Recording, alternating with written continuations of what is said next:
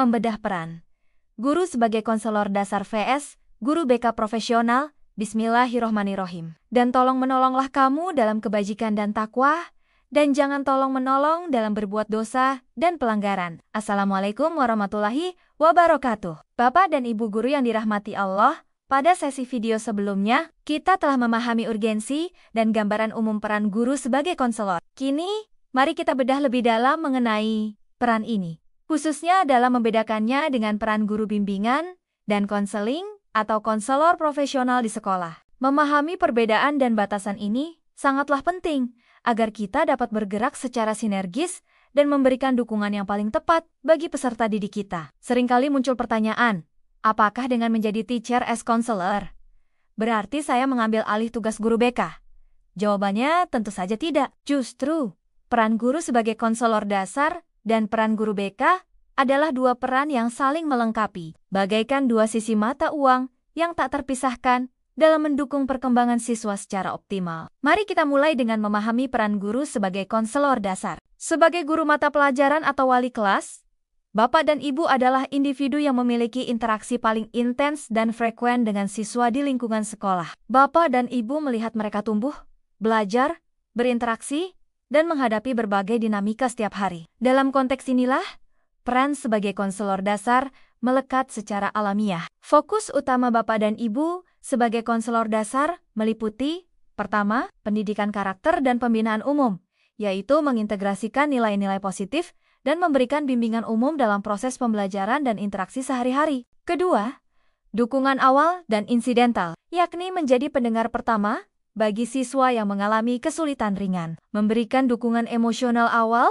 atau membantu memecahkan masalah praktis yang sederhana. Misalnya, membantu siswa yang kesulitan memahami satu topik pelajaran, menenangkan siswa yang baru saja bertengkar ringan dengan temannya, atau memberikan motivasi kepada siswa yang tampak kurang bersemangat. Ketiga, identifikasi dini.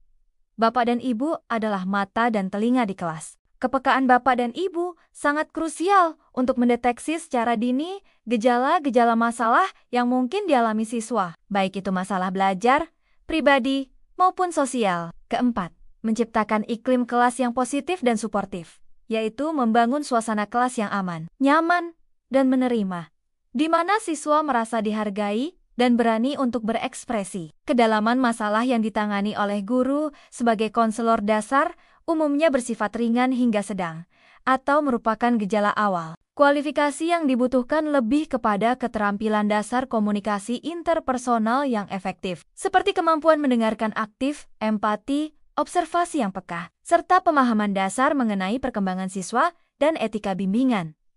Tidak diperlukan kualifikasi formal sebagai konselor profesional. Sebagai contoh, ketika Bapak atau Ibu melihat seorang siswa yang biasanya ceria, tiba-tiba menjadi pendiam selama beberapa hari. Pendekatan awal seperti mengajak berbicara secara personal, mendengarkan keluhannya, dan memberikan dukungan emosional adalah bentuk peran guru sebagai konselor dasar. Sekarang, mari kita pahami peran guru bimbingan dan konseling atau konselor profesional sekolah. Guru BK adalah tenaga ahli yang secara khusus dididik dan dilatih untuk memberikan layanan bimbingan dan konseling secara profesional dan komprehensif. Mereka memiliki landasan keilmuan, keterampilan, dan kode etik profesi konseling. Fokus utama guru BK meliputi, pertama, layanan bimbingan dan konseling komprehensif yang mencakup layanan dalam bidang pengembangan pribadi, sosial, belajar, dan karir siswa. Layanan ini bersifat terprogram, sistematis, dan berkelanjutan. Kedua, penanganan masalah yang lebih kompleks. Guru BK menangani masalah siswa yang lebih mendalam, kompleks, kronis, atau membutuhkan asesmen psikologis dan intervensi konseling yang lebih spesifik. Contohnya,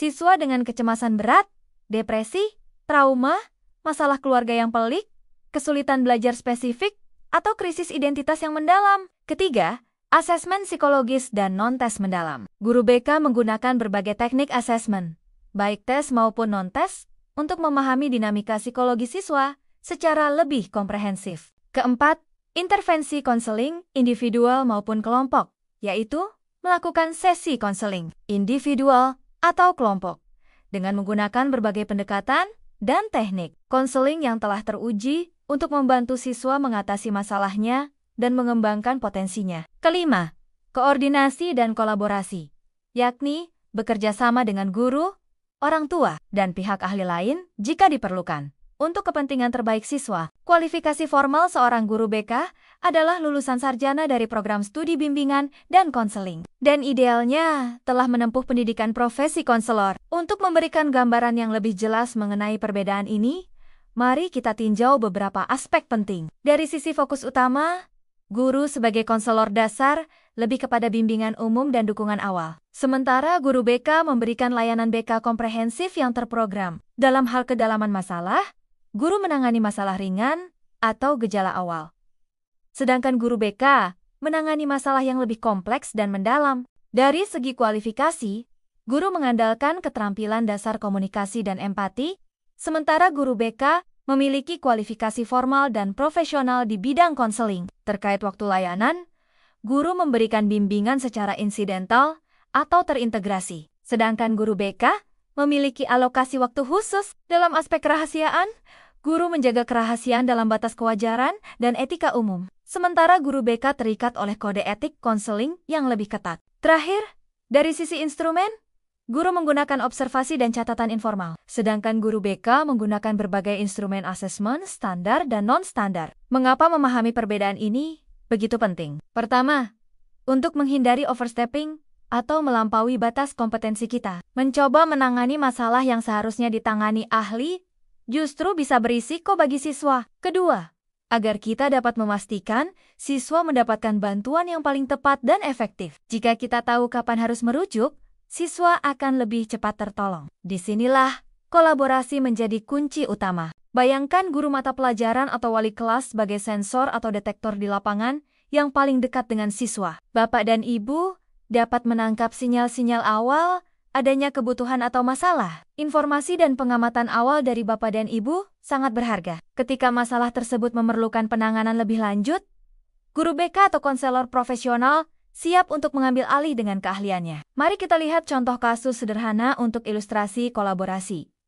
Seorang siswa, sebut saja Ali, yang biasanya aktif, tiba-tiba sering terlihat murung dan prestasinya sedikit menurun. Peran guru mengamati perubahan ini, kemudian mengajak Ali berbicara secara personal untuk menanyakan kabarnya dan apa yang sedang ia rasakan. Mungkin Ali hanya butuh didengarkan atau ada masalah ringan yang bisa didiskusikan solusinya bersama guru. Titik keputusan.